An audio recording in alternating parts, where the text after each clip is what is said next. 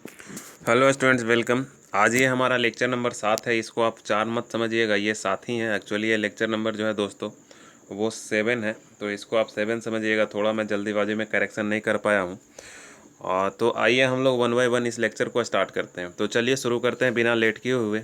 तो ये आज का जो हमारा लेक्चर है दोस्तों, वो आपको ध्यान देने वाली बात ये है कि जो यूनिवर्सिटी इस बार बिहार बायर एंट्रेंस ले रही है वही यूनिवर्सिटी का ये क्वेश्चन पेपर है। और ये क्वेश्चन पेपर जो है दोस्तों वो 2017 में आया हुआ। ये क्वेश्चन पेपर है दोस्तों वो 2017 में आया हुआ है। तो अब देखिए, इसमें आपको थोड़ा सा आपको आज का पेपर देखने के बाद क्या होगा दोस्तों, आइडिया हो जाएगा कि आखिर पेपर होता कैसा है बीएड का। ठीक है, आज के बाद ये क्वेश्चंस आपको देखने के बाद थोड़ा सा आपको आइडिया आ जाएगा कि क्वेश्चंस पेपर में कैसा आएगा और क्या होगा। तो ये थोड़ा सा आपको ध्यान देने वाली बात है। तो देखिए, हम आपसे ये कहना चाहते हैं कि ये जो क्वेश्चंस होता है वो बहुत ही इजी होता है। आपको बहुत बड़ा बड़ा क्वेश्चंस पढ़ने का ज़रूरत नहीं है, बार बार आपको कह रहे हैं। और ये जो आज का पेपर आप देख के खुद ब खुद आप एनालिसिस कर लीजिए कि हमको किस तरह का पेपर प्रिपेयर करके जाना। ये LMAMU 2017 का पेपर है, क्योंकि 2017 तक सभी जो बिहार में बीएड यूनिवर्सिटीज़ थे वो अपना अपना एग्ज़ाम लेते थे। तो आइए हम बिना लेट करे हुए 1 बाय 1 क्वेश्चंस आपके साथ डिस्कस करते हैं। तो आज का जो हमारा पहला क्वेश्चन है छात्रों को कह रहा है कि यदि छात्र आपकी कक्षा में रुचि नहीं ले रहे हैं तो आप क्या करेंगे। उन्हें अनदेखा कर देंगे, कक्षा छोड़ देंगे, उन्हें ध्यान देने के लिए कहेंगे, या शिक्षण विधि में बदलाव करेंगे। तो ये एग्जैक्ट आपका सही आंसर है कि हम लोग अपने शिक्षण विधि में बदलाव करेंगे। यानी कि जाहिर सी बात है कि हम जो पढ़ा रहे हैं वो बहुत ज़्यादा इंटरेस्टेड नहीं है, या बच्चों को उसको समझ नहीं पा रहे हैं, इसलिए उसमें इंटरेस्टेड नहीं है। तो हम जो आपका आज के पहले तक 6 लेक्चर लेके आए हैं, तो वो जितना ज़्यादा कंसेप्ट हम आपको दिए वो सब कंसेप्ट आप यहाँ पे आज अप्लाई कीजिएगा और आप आंसर बताइएगा। अभी से क्या करेंगे, तो इसके बाद आज का हमारा जो दूसरा क्वेश्चन है दोस्तों, वो कह रहा है कि एक अच्छा शिक्षक में सबसे महत्वपूर्ण विशेषता क्या है। सबसे अच्छा शिक्षक कौन होगा। तो विषय वस्तु की अच्छी जानकारी, दूसरा अच्छा संप्रेषण कौशल यानी कि कम्युनिकेशन स्किल उसका गुड हो, छात्र कल्याण के लिए चिंता और प्रभावी नेतृत्व का गुण। तो क्या है, टीचर वही सबसे ज़्यादा अच्छा होगा जो आपको क्या हो, अच्छा एक ज्ञान दे पा रहा हो, है ना, आपको एक अच्छा ज्ञान दे पा रहा हो, आपको वो अच्छे से समझा पा रहा हो, तो टीचर वही अच्छा होगा। तो इसका आंसर 2 नंबर होगा। तो देख रहे हैं ना क्वेश्चंस का स्टैंडर्ड क्या है दोस्तों। तो यही क्वेश्चंस आपके एग्जाम में आएगा, तो आपको ध्यान रखना है। नैतिक मूल्यों को छात्रों से में प्रभावी तरीके से बैठाया जाता है जब शिक्षक, यानी कि कोई भी नैतिक मूल्य यानी कि मोरल वैल्यूज़ है वो कैसे बच्चे आसानी से सीख जाएंगे। तो देखिए, ये जो आंसर इस तरफ लगा हुआ है वही सही है। इस तरफ वाला बच्चा एग्जाम में करके आया था।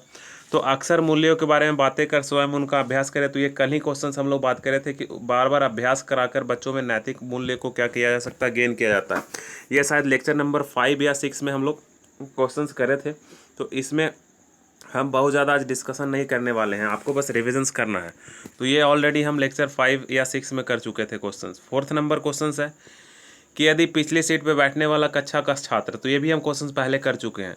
ठीक है, तो पिछली सीट पे कक्षा में बैठने वाला छात्र बात कर रहा हो तो उसमें शिक्षक को क्या करना चाहिए। वो जो कर रहा है उसको करने देना चाहिए, तो ये तो सरासर गलत होना। उन्हें सज़ा देना चाहिए, तो पेडागॉजी में आपको पता है सज़ा का बात ही पे आपको काट देना है। उन्हें सामने की सीट पे बैठना कर लिए कहना चाहिए, तो चलो कुछ देर के लिए सही मान लेते हैं। उन्हें शिक्षण अधिगम की प्रक्रिया में शामिल करना चाहिए। शिक्षण अधिगम का मतलब टीचिंग एंड लर्निंग प्रोसेस में शामिल करना चाहिए। जाहिर सी बात, तो ये आंसर सही होगा, ये गलत होगा। क्योंकि कहीं ना कहीं बच्चा क्या हो रहा है, जो आप पढ़ा रहे हैं वो उसमें वो शामिल ही नहीं है। वो अपने आप को उस आपसे क्या कर रहा है, अलग थलग करके रखा है, इसलिए वो क्या कर रहा है, बात कर रहा है।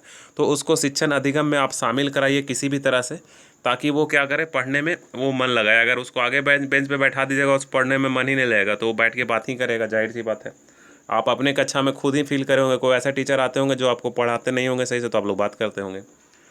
नेक्स्ट कर रहा है कि विद्यालय में अनुपस्थिति एवं ठीक है पलायन के कारण क्या है। यानी कि विद्यालय में जो है बच्चे अब्सेंट हो जा रहे हैं या स्कूल छोड़ दे रहे हैं, तो ये आप कॉमन सेंस पे आंसर देना है। पाठ्यक्रम में रुचि की कमी, खराब शिक्षण विधि, अप्रभावी शिक्षक, या उपयुक्त सभी। तो ये ज़्यादा आंसर है ऊपर में, तो ये सब एक साथ फुलफिल हो रहा है, और ऊपर में सब उपयुक्त सभी दे ही दिया है, तो ये उपयुक्त सभी आंसर होगा दोस्तों। 6 नंबर है कि विद्यालय में शिक्षा की गुणवत्ता मापा जा सकता है। तो हम बताए थे कि टीचर का गुणवत्ता फाइनली आउटपुट रिजल्ट पे माना जाएगा, लेकिन यहाँ पे हम ऑप्शन पढ़ते हैं, ये पूरा विद्यालय के है। तो infrastructure and facility available, man power, teacher and principal abilities, और स्टूडेंट अचीवमेंट, छात्रों की उपलब्धि। ठीक है, तो सही तो है ये तीनों बात। ये क्या कह रहा है, सही कह रहा है तीनों बात, क्योंकि जब कभी उपयुक्त सही देगा और इनमें से सही चारों देगा तो आपको उस पर सोचना पड़ेगा। तो ये 4 नंबर ऑप्शन होगा। 7th देखिए दोस्तों, कह रहा है कि यदि कोई छात्र बेहोश हो जाता है तो आप क्या करेंगे। तो प्राचार्य यानी प्रिंसिपल की कक्षा में जाकर मदद के लिए बेसब्री से इंतजार करेंगे। यार ये तो कोई बात थोड़ी हुआ कि मदद के लिए इंतजार आप करते रहिए कि आप मदद कीजिएगा। छात्रों के अभिभावक को फ़ोन कर उनका इंतजार करेंगे। अरे ये भी तो कोई गलत हुआ, इंतजार हम कैसे करते रहेंगे। उसे प्राथमिक उपचार देंगे और पास किसी चिकित्सक से संपर्क करेंगे। तो ये सही है, जाहिर सी बात है, आपको पता चल गया होगा। उसे आप अपने घर पर, ये घर लिखा हुआ है, घर पर भेजने की व्यवस्था करेंगे। ये भी गलत है। तो ये तो कोई भी बच्चा आंसर लगा के आ जाएगा। ये बड़ा ही मज़ेदार क्वेश्चन था। कह रहा है शिक्षकों की प्राथमिक जिम्मेवारी क्या होती है ना। तो planning education experience, implementing policies, keeping student record. तो शिक्षा की प्राथमिक जिम्मेदारी क्या होती है। तो देखिए इसमें उपयुक्त सभी देख के वो जो बच्चा पेपर दे के आया उपयुक्त सभी मार दिया है। लेकिन आप बताइए कि टीचर का ये जिम्मेदारी थोड़ी ना है कि नीतियों का कार्यान्वयन करेंगे। ठीक है, वो पढ़ाई के बारे में ध्यान रखेगा। ठीक है, छात्रों का विवरण, तो ये तो ऑफिस कलर का काम होता है। ठीक है, तो शैक्षणिक अनुभवों का नियोजन। ठीक है, प्लानिंग एजुकेशन एक्सपीरियंस। तो इसका आंसर ए होगा। इसका आंसर क्या होगा दोस्तों, ए होगा, 4th नहीं होगा। नेक्स्ट वन है, आप खुद करके आ सकते हैं ना, आप लोग खुद ग्रेजुएट हो गए हैं तो आपको पता होगा, इतना कॉमन सेंस आपके पास है, हम उम्मीद तो करते ही हैं। सर्वश्रेष्ठ शैक्षणिक कार्यक्रम वो है जो बच्चों की आवश्यकता अनुसार हो। वेरी गुड है। बच्चों की क्षमता के अनुसार हो, ये भी गुड है। जब 2 गुड हुआ तो उपयुक्त सभी देख रहा है तो यहाँ मार ही देंगे। ठीक है, इंस्ट्रक्टेड ऑफ चाइल्ड, बच्चों के रुचि के अनुसार हो, तो बात सही है, इसमें बताने का कोई ज़रूरत ही नहीं था। यदि एक शिक्षक किसी छात्र के प्रश्नों का उत्तर नहीं दे पाता है, हाँ तो कहेंगे उसको हम बाद में बता लेंगे, छात्रों को डांटेंगे, ये तो गलत है। कहेंगे प्रश्न गलत है, ये भी गलत है। ये हम फर्स्ट या सेकंड लेक्चर में बात करें, इस पर अपनी अज्ञानता से शर्मिंदा महसूस करेंगे। ऐसा थोड़ी है कि हम सब चीज़ हमारे पास ज्ञान हो। तो हम बच्चों को ये बात कहेंगे कि ठीक है, मैं इसको अभी गो थ्रू होकर आपको बताऊँगा, अभी हमारे पास जानकारी नहीं है। नेक्स्ट है कि यदि आपको कुछ छात्र विद्यालय परिसर में आपके साथ दुर्व्यवहार कर देते हैं, है ना, तो आपको क्या करना चाहिए। तो प्रधानाध्यापक को सूचित करना चाहिए, ये भी बात सही है। अभिभावक को सूचित करना, ये भी सही है। आप अपने खुद के चरित्र और विद्वत्ता पर उनके व्यवहार में परिवर्तन लाने का प्रयास करना चाहिए। चलो मान लेते ये भी सही है। उन छात्रों के खिलाफ अन्य शिक्षकों को ठीक है जुटाएं, यानी कि अन्य छात्रों को अगेंस्ट करें, तो ये ज़्यादा सही है। वो 3 नंबर है। कह रहा है try to change their behaviour, उनके बिहेवियर को चेंज करने का हमको प्रयास करना चाहिए। By your own character and, ठीक है, स्कॉलरशिप, यानी कि आप अपने क्षमता के हिसाब से जो हमारे साथ लोग दुर्व्यवहार किया है उसको हम क्या करेंगे, ठीक करने का कोशिश करेंगे। 12 यानी कि 12th नंबर, एक शिक्षक जो अपने छात्रों को ध्यानाकर्षण करने में सक्षम नहीं है, तो सक्षम नहीं है तो अपने क्या करेंगे, पद्धति में मूल्यांकन करेंगे। तो ये पहले भी हम लोग बात कर चुके हैं। वैसे शिक्षक जो छात्रों में लोकप्रिय होते हैं, जो उनके साथ, ठीक है, मतलब कि वो थोड़ा सिंपैथी रखते हो, उनके समस्याओं को हल करते हो, अच्छा ग्रेड प्रदान करते हो, अतिरिक्त ट्यूशन फीस लेते हो। तो ये इसका आंसर 2 सही है। जो बच्चों के समस्याओं को हल करते हैं वो शिक्षक ज़्यादा प्रेमी होते हैं, आप लोग खुद देखे होंगे अपने क्लास में। एक प्रभावी कक्षा वातावरण, ठीक है, इफेक्टिव कैसा है, तो शिक्षण सहायक सामग्री की विविधता होना चाहिए, जीवित छात्र क्रिया अंतःक्रिया है होना चाहिए, पूर्णतः निष्पक्ष होना चाहिए, ठीक है, और खस्त अनुपालन होना चाहिए। देखिए यहाँ पे कुछ कट गया है, इसका हिंदी में पता नहीं चल पा रहा है, तो इंग्लिश में हम लोग बात करते हैं। The essence of an effective classroom, है ना, प्रभावी कक्षा का वातावरण कैसा होना चाहिए, तो पिन ऑफ साइलेंस होना चाहिए। तो ये तो गलत है, पहले ही बात कर चुके हैं, कल ही परसों हम।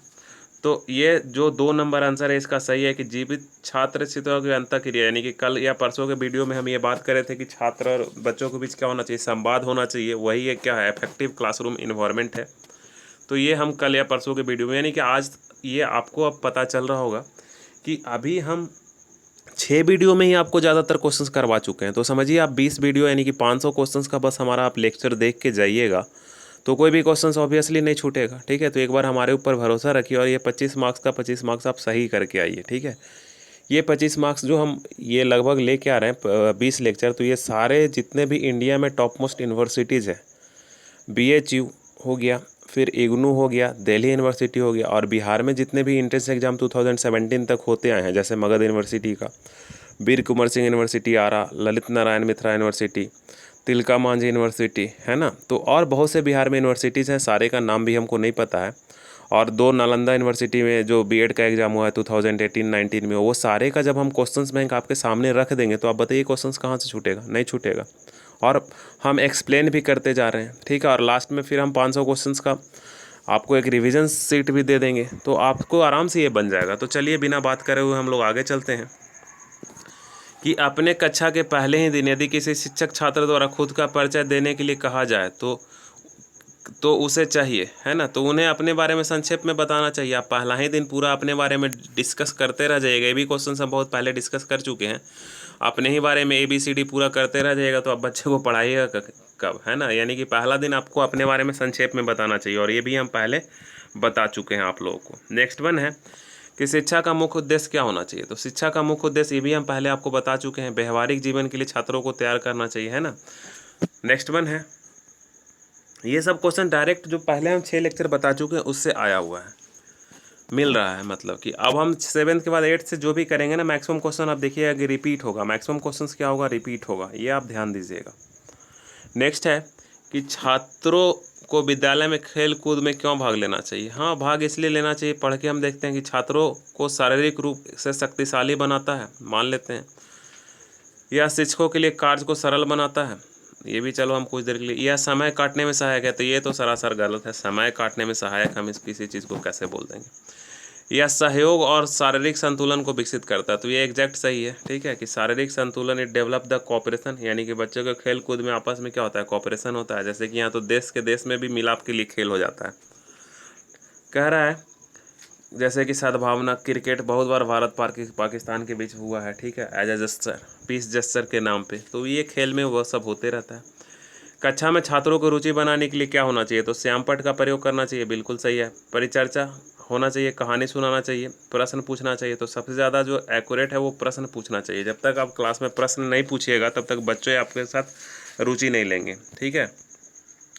श्याम पट्ट पर लिखते समय सबसे ज़्यादा किस बात को ध्यान देना चाहिए, तो अच्छी लिखावट का, लिखावट में स्पष्टता का, बड़े अक्षरों में लिखना चाहिए और छोटे अक्षरों में लिखना चाहिए। तो ये जो लिखावट में स्पष्टता है, क्लियर राइटिंग है, इसमें तो सारा ही जाएगा। जब आप क्लियर लिखिएगा तो राइटिंग अपने आप अच्छा हो जाएगा, और जब क्लियर लिखिएगा तो आप, क्लियर का मतलब क्या, इतना बड़ा आप लिखिएगा ऑटोमेटिक दिख ही रहा है, तो इसका आंसर 2 ही होगा। नेक्स्ट है 20 नंबर क्वेश्चन की, यदि एक छात्र आपके कक्षा में विलम्ब से आता है तो आप क्या करेंगे। तो अभिभावक को सूचित करेंगे, फिर उसे दंडित करेंगे, कारण जानने का प्रयास करेंगे, उस पर ध्यान नहीं देंगे, तो कारण जानने का प्रयास करेंगे कि क्यों वो लेट आया। उसके बाद फिर उसके हिसाब से हम अपना डिसीजन लेंगे। शिक्षक सफल कब होता है ना। शिक्षक की सफलता है छात्रों की उच्च उपलब्धि, उसके व्यक्तित्व का उच्च संतुलन, उसका और उसके उच्च शिक्षण, और उसका उसके चरित्र, है ना। तो इसका जो आंसर होगा, आपको थोड़ा सा कन्फ्यूज़न होगा, आपको बहुत बच्चों को लग रहा होगा छात्रों की उच्च उपलब्धि। छात्रों की उच्च उपलब्धि यहाँ से पासिंग परसेंट से नहीं है, ठीक है। तो पासिंग प्रतिशत अगर लिखता तो हम उस पे जाते, लेकिन यहाँ पे ये आंसर हम लोग 3rd पे जाएंगे। कह रहा है अच्छा शिक्षण, यानी कि हीज और हर गुड टीचिंग, है ना, गुड टीचिंग, है ना। अचीवमेंट से हाई अचीवमेंट ऑफ हिज और हर स्टूडेंट, तो हाई अचीवमेंट का मतलब हर एक बच्चा हाई अचीवमेंट ले ले, पास होने को अचीवमेंट यहाँ पे नहीं कंसीडर कर रहा हो। तो इसका आंसर जो है वो C नंबर होगा, बोर्ड का आंसर भी यही होगा, इसीलिए इस तरफ टिक लगाया हुआ है। कह रहा है कि तो ये क्वेश्चंस पे थोड़ा आप ध्यान दीजिएगा अपने हिसाब से। हमारे हिसाब से इसका आंसर जो है वो यहाँ पे लग रहा है, यहाँ पे अगर मार्क्स बेसिस पे लिखता ना, पासिंग परसेंटेज लिखता, तब हम ये आंसर कंसीडर करते। लेकिन यहाँ पे his her good teaching ability जो है वो सक्सेस ऑफ टीचर है, कि वो तभी वो टीचर को सक्सेस बना सकता है। और जो मार्क्स वाला क्वेश्चन है वो पीछे के सीट में कहीं होगा, तो आप ध्यान से देखिएगा, तो दोनों पे आप कंपैरिजन कीजिएगा तो आपको समझ में आ जाएगा। यदि एक छात्र आपके किसी तरह से का सम्मान नहीं देती है तो अब आप क्या करेंगे, उस पर ध्यान नहीं देंगे, उसे परीक्षा में अंक कम प्रदान कर देंगे, तो सरासर गलत हो गया। उसके अभिभावक से बात करेंगे, चलो ये पे ध्यान दे लेते हैं, उसे फटकार लगाएंगे, तो ये सही है, तो उस पर ध्यान हम नहीं देंगे। अगर हम मान लो कि एक टीचर हमारा सम्मान नहीं देता है तो हम उसके पीछे पीछे भागते नहीं रहेंगे, ठीक है, तो हम उसको इग्नोर कर देंगे। सम्मान हमको नहीं दे रहा, लेकिन कोई बदमाशी तो नहीं ना कर रहा। हाँ, अगर किसी तरह का वो बदमाशी करेगा, हमारे क्लास में गॉसिप करेगा या फिर कुछ और करेगा, तब हम उस पर एक्शन लेंगे, ठीक है। छोटा छोटा बात, जैसे कि आप कोई बच्चा पढ़ाते होंगे तो हर एक छोटा बात को क्या करिएगा, आप बच्चों के साथ छोटे छोटे बात पे क्या करिएगा, जबान लड़ाते रहिएगा, तो फिर जाहिर सी बात है बच्चा आपको और ज़्यादा रिस्पेक्ट नहीं देगा, क्योंकि बच्चा आपके साथ क्या होगा, घुल मिल जाएगा, गो थ्रू हो जाएगा। इस बात पे कि चलो एक बार डांटे 2 बार डांटे, तो उसमें थोड़ा थोड़ा बात आपको इग्नोर भी करना पड़ता है। 23, नवोदय विद्यालय की स्थापना कब की गई थी? तो नवोदय विद्यालय, ये भी क्वेश्चन देखिए डायरेक्ट हम हमारे सीट में है, इग्नू वाला जो क्वेश्चन बैंक हम करवाएंगे उसमें होगा, ये 1 या 2 लेक्चर में क्या होगा। ये ग्रामीण क्षेत्रों में शिक्षा को पहुंचाने के लिए करा गया था। तो ये डायरेक्ट क्वेश्चंस फिर मैच कर रहे हैं, यानी कि आप देखिए मैक्सिमम क्वेश्चंस वहीं से आ रहा है।